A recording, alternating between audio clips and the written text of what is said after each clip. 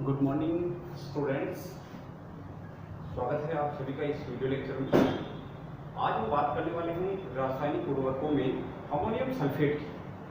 Ammonium sulphate उर्वरक क्या होता है और अमोनियम सल्फेट जो फर्टिलाइजर्स है उसका क्या कंपोजिशन होता है, क्या क्या प्रॉपर्टीज है, सॉइल्स के अंदर कैसे वो रिएक्शन करता है और क्रॉप्स पर उसका क्या इफेक्ट होने वाला है। तो ये सारी चीज़ें आज हम डिस्कस करने वाले हैं आज के रासायनिक उर्वरक में।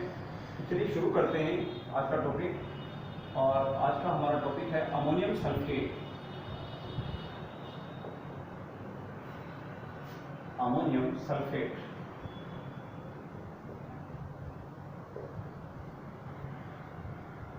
अमोनियम सल्फेट एक केमिकल फर्टिलाइजर्स होता है और इस केमिकल फर्टिलाइजर्स का जो केमिकल फॉर्मूला होता है वो आप जानते ही हैं। NH4 का होल ट्वाइस SO4, ये इसका केमिकल फॉर्मूला होता है।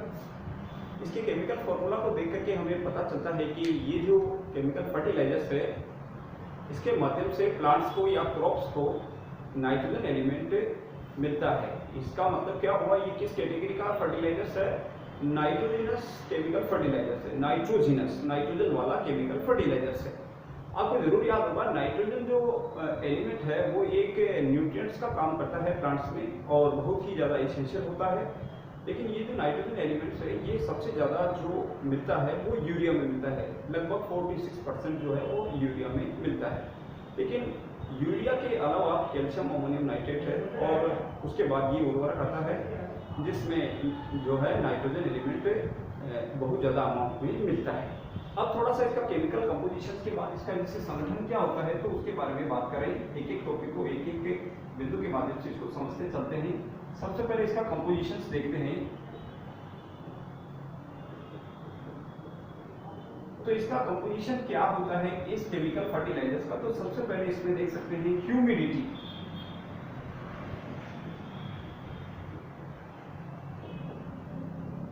ह्यूमिडिटी जो है वो मैक्सिमम कितनी हो सकती है? वो हो सकती है मैक्सिमम 1.0%। मैक्सिमम हो सकती है ह्यूमिडिटी। क्या चीज है डिटेल से डिस्कस करेंगे। एक बार हल्का सा इसको लिख लेते हैं। सेकंड चीज अमोनिकल नाइट्रोजन या percentage of nitrogen, percentage of ammoniacal nitrogen वो होती है minimum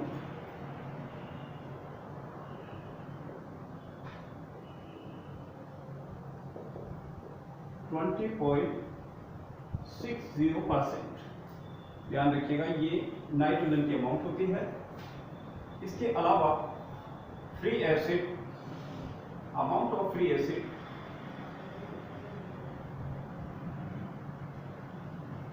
amount of free acid, और वो एसिड भी कौन सा है? H2SO4 sulphuric acid. और वो कितना हो सकता है? मैक्सिमम 0.025%। एक चीज इसमें और मिलती है, थोड़ी बहुत अमाउंट आर्सेनिक की भी होती है और आर्सेनिक की जो परसेंटेज है वो मैक्सिमम हो सकती है मैक्सिमम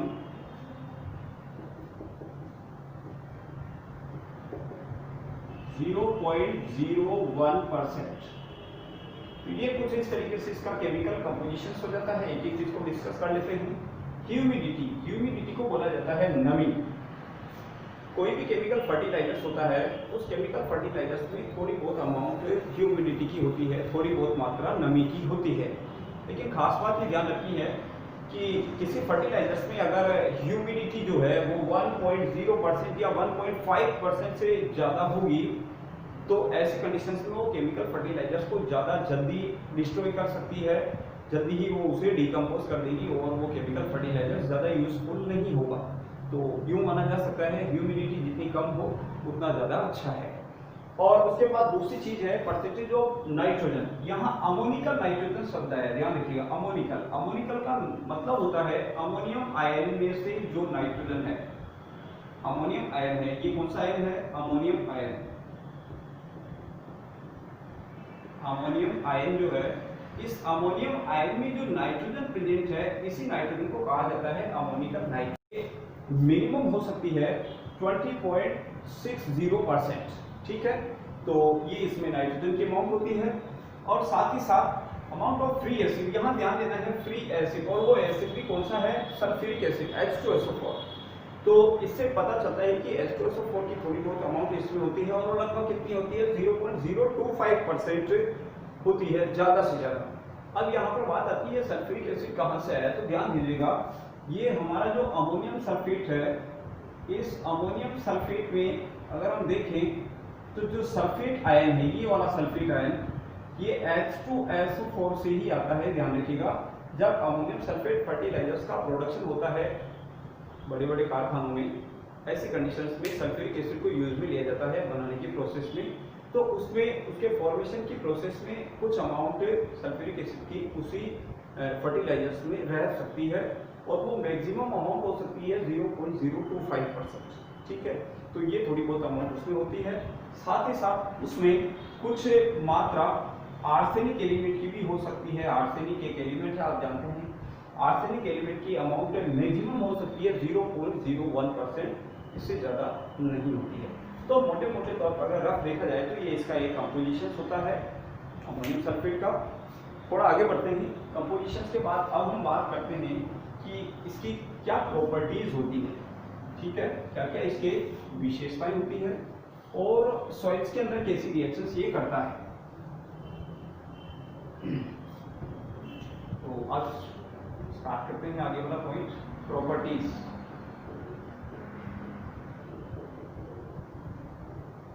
क्या क्या प्रॉपर्टीज होती है इस फर्टिलाइजर्स की, तो ध्यान रखिएगा। एक तो ये जो है, ये व्हाइट कलर का सब्सटेंस होता है, व्हाइट कलर, व्हाइट पाउडर।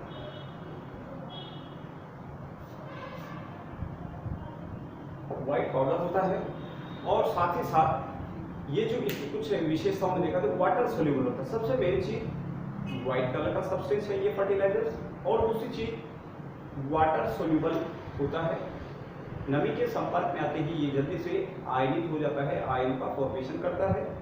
तीसरी चीज ये ह्यूमिडिटी को बहुत कम एब्जॉर्ब करता है। इसका मतलब ये है कि जो वायुमंडल की जो नमी है वो बहुत कम मात्रा में एब्जॉर्ब होती है इस फर्टिलाइजर्स के द्वारा, और ये इसके लिए बहुत ज़्यादा अच्छी बात है स्टोरेज के लिहाज से। ज़्यादा लंबे समय तक इसको अच्छे से स्टोरेज किया जा सकता है, ठीक है। तो ये इसकी कुछ जनरल प्रॉपर्टीज है, कोई विशेष ज़्यादा डिटेल नहीं है इसमें। उसके बाद अब हम थोड़ा सा इसमें आगे बढ़े तो वो है केमिकल, इसमें केमिकल रिएक्शंस इन सॉइल। तो reactions in soil, reactions in soil, मिट्टी के अंदर कैसी रासायनिक अभिक्रिया ये फर्टिलाइजर से करता है, ठीक है।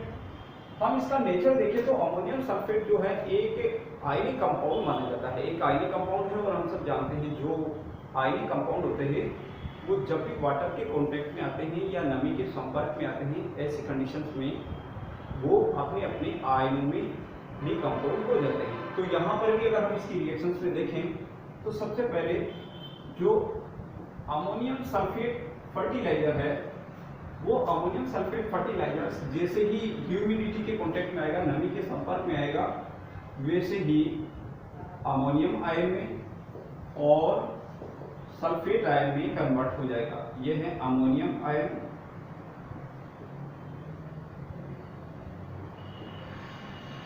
और यह है sulphate ion, sulphate ion.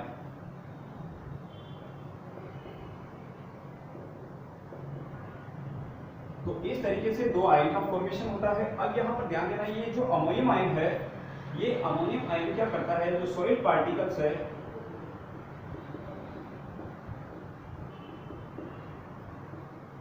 Soil particles होते हैं, उसके ऊपर जनरली कैल्शियम आयन होते हैं, लेकिन ये अमोनियम आयन जैसे ही सॉइल पार्टिकल्स के कांटेक्ट में जाएगा वैसे ही कैल्शियम को रिप्लेस कर देगा और उसकी जगह पर अमोनियम आयन आ जाएगा।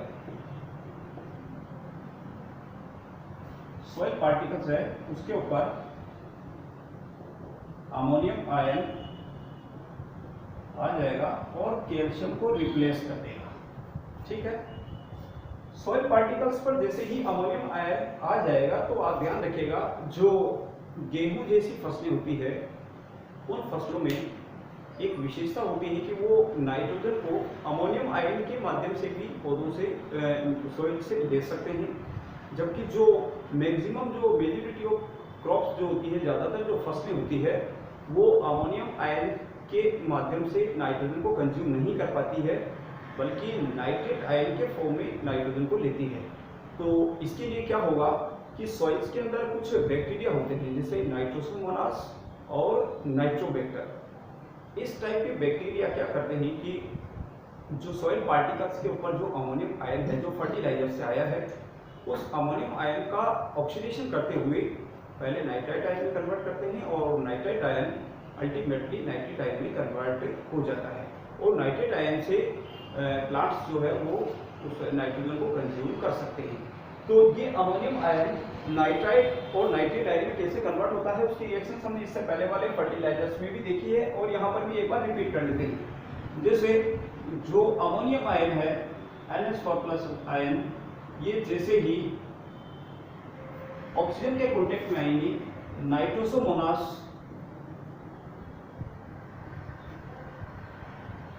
नाइट्रोसोमोनास जो बैक्टीरिया है वो बैक्टीरिया इसको कन्वर्ट कर देगा नाइट्राइट आयन में। साथ ही साथ कुछ अमाउंट वाटर की बनती है और कुछ अमाउंट हाइड्रोजन की एटम्स की बनती है जिनको नवजात हाइड्रोजन कहा जाता है। ये है नाइट्राइट आयन। और ये जो नाइट्राइट आयन होते हैं, ये नाइट्राइट आयन डायरेक्टली जो है प्लांट्स कंज्यूम नहीं कर सकते हैं, इस वजह से ये नाइट्राइट आयन और ऑक्सीडाइज होंगे एनवायरमेंटल ऑक्सीजन के द्वारा और ये काम होता है नाइट्रोबैक्टर बैक्टीरिया के द्वारा और यहाँ अब ये कन्वर्ट हो जाएंगे नाइट्रेट आयन में। ये आयन है नाइट्रेट आयन और नाइट्रेट आयन के माध्यम से पौधे नाइट्रोजन की पूर्ति कर लेते हैं और नाइट्रोजन को कंज्यूम कर लेते हैं। तो इस तरीके से ये जो अमोनियम सल्फेट फर्टिलाइजर्स है उसकी रिएक्शन से सॉइल्स में इस तरीके से होती है। ये कुछ इंपॉर्टेंट रिएक्शंस है सॉइल्स के अंदर जो होती है वो आराम से आप इसको देख सकते हैं, नोट्स में लिख लेना, इसके आप बना लेना। और अब हम थोड़ा सा इसके अंतिम पार्ट की ओर बढ़ते हैं अमोनियम सल्फेट के, और अब हम डिस्कस करते हैं कि जो क्रॉप्स है उस पर क्या इफेक्ट होता है इस फर्टिलाइजर्स का, तो उसकी क्या बातें हैं उसको हम देख लेते हैं। तो इस फर्टिलाइजर्स का अंतिम पॉइंट है इफेक्ट्स ऑन क्रॉप।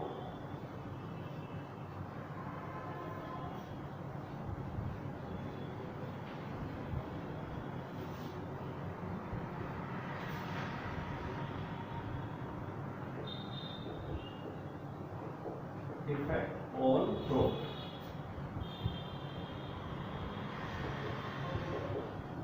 क्रॉप पर क्या इफेक्ट होता है, ठीक है, एक एक चीज को देखते हैं।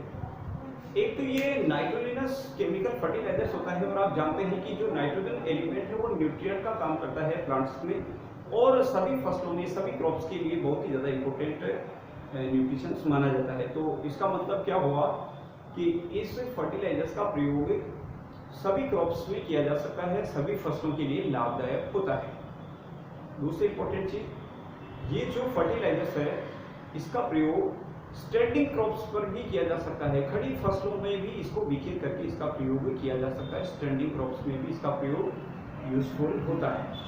तीसरी बड़ी चीज, ये केमिकल फर्टिलाइजर्स ह्यूमिडिटी को बहुत कम एब्जॉर्ब करता है, इसीलिए इसको लंबे समय तक स्टोरेज किया जा सकता है, फसलों में लंबे समय तक इसको प्रयोग में लाया जा सकता है।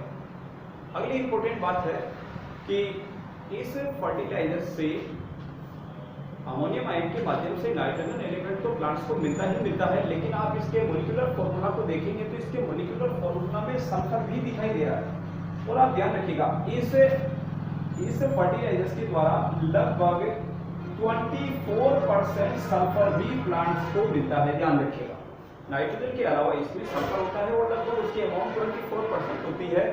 और आप हमेशा ध्यान रखिएगा, ये जो सल्फर एलिमेंट होता है ये लगभग सभी फसलों में जरूरी होता है, और खास तौर से जो फलीदार पौधे हैं, फलीदार, ठीक है, जैसे सरसों है या और भी जैसे दलहनी फसलें हैं, तो जितने भी फलीदार पौधे होते हैं उनके अंदर सबसे ज़्यादा जरूरी होता है सल्फर, जो कि इस फर्टिलाइजर्स के द्वारा पौधों में मिल जाता है।